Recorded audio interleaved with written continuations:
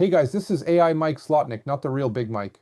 Thanks for watching. I love sharing what I've learned about real estate investing over the years, and I'd like to keep you in the loop. Subscribe to the channel for more of my take, and if you want to see the deals we're working on, head over to tempofunding.com. Hey folks, this is Mike Zlotnik, Big Mike. And today's conversation is all about how investing compares to the game of chess. Investing is a a long-term game, very similar to chess. It's a lot less of a game of chance, but a lot more of a game of skill, just like chess.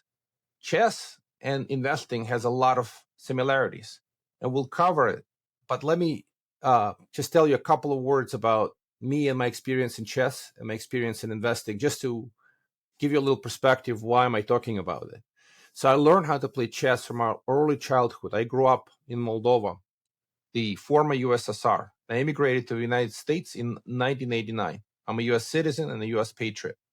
But I started my chess journey in Moldova, learning to play chess from my father, who was a five-time champion of capital city of Moldova, Chisinau. So long story short, I immigrated to the United States, continued to play chess here. I achieved a rating of over 2,400, title of a senior master. I enjoyed playing chess actively while in college. And after college, just continued to enjoy chess as a lifelong. How do you learn in chess? And just a couple of words about investing. I've been investing for many years. I'm a professional real estate investor. This is my sort of a niche, my passion, my genius zone. I focus on real estate, but we'll talk about investing in general. So without further ado, let's talk about how do you use the best techniques of chess in investing. There's so much similarity, and so many strong chess masters have become great investors. So chess is all about learning from the mistakes that you make, as well as your own successes, and then the games of the grandmasters, the world champions, the best players.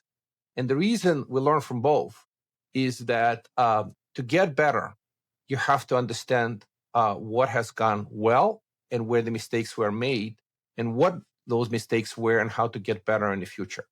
By looking at the games of the greatest players in the chess arena, world champions, great grandmasters, it is similar to looking at the best investors of all times, such as Warren Buffett, Charlie Munger, Benjamin Graham, Howard Marks, Ray Dalio.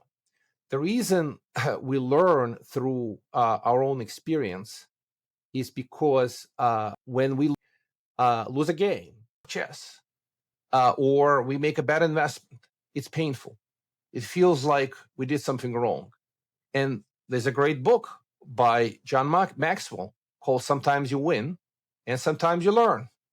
And the learning happens to a much greater degree when the investments don't go well or the game of chess is lost. Why? Because this is the nature of our learning process. When we lose, somehow the brain functions way better. We get more focused on getting better and improving and learning from the mistakes. So learning process by itself is a critical part of the journey, of the investment journey, as well as chess journey. So every time I play a game, the game typically gets recorded and the moves can be played back later and analyzed. The same thing happens in investing. Every time an investor writes a check, they buy a stock or they buy a real estate investment or anything that is considered to be investment, asking the question, why? Why was the decision made? Was this the right decision or was it the wrong decision? Sometimes it's difficult to understand what are the risks. And Howard Marks really dived into this topic. He talks about risk as a possibility of a loss, and understanding risk is difficult. Sometimes before and sometimes after. You can write a check, buy a stock, and that stock does well. Was this the right decision? Or conversely, you made an investment and it's done poorly, has gone down. You lost the entire investment. The risks are difficult to understand, but getting better at that process is the most important thing. I ask this question. When you're investing, are you learning? Are you investing to learn or learning to invest? That's the question that I ask, and it's always both. And the reason that's the right philosophy, is because you just don't know. Every time you make an investment decision, you don't know if it's going to be the right one. It feels like the right decision, and you go through your process. Ray Dalio has principles. You go through your principles, through your underwriting framework. Sometimes people just buy a stock because it's a high-flying stock. It has done well, and you can buy it. But there's still logic why you bought it. Was this the right decision? What factors played in it? The same would be true in real estate. We make investment decisions.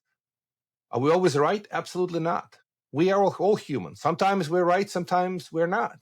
And the most important thing about life and the investment journey is continuous learning. Learner's mindset, humility are the most important drivers of one's ability to get better at the next investment.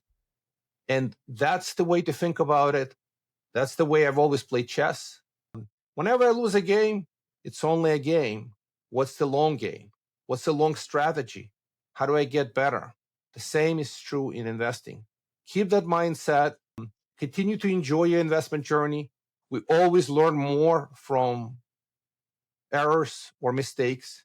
And how do we learn is analysis. What factors went into the decision? How did it meet your individual objectives, your risk tolerance, understanding of the risk, your time horizon, many other factors. And by going through this process systematically and trying to learn from that experience is what builds up to the next iteration, to the next set of decisions. And generally, we will get better at this adventure, game, journey. So enjoy the journey of investing. Keep learning. And if you like what you just heard, if you like this conversation, click like and subscribe and turn on notifications so you don't miss the next set of updates. Thank you and have a wonderful day.